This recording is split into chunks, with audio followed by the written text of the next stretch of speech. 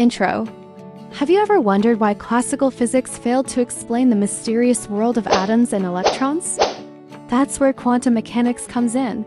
Today, we're diving into one of the most respected books on quantum physics, Principles of Quantum Mechanics by Shankar.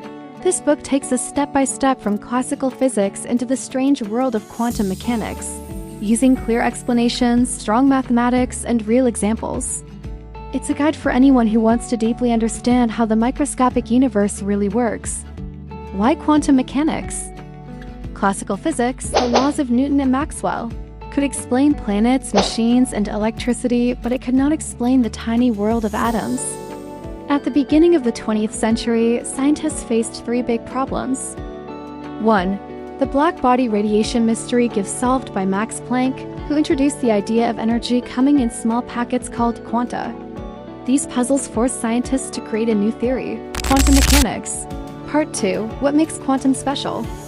Quantum mechanics is different from classical physics because it is based on probability, not certainty. We can only say where an electron is likely to be. Matter and light show wave-particle duality. Sometimes they act like waves, sometimes like particles. The uncertainty principle tells us we can never know both the position and momentum of a particle at the same time. Part 3. Goal of Shankar's book. Shankar, in his book Principles of Quantum Mechanics, tells us that his mission is to guide us step by step. First, review the tools of classical physics.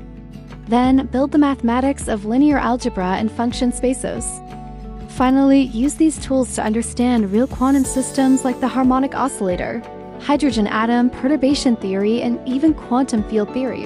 The introduction reminds us of one big truth. Classical physics cannot describe the microscopic world, but quantum mechanics can. This book is not just about equations, it's about learning the true language of the universe. 2.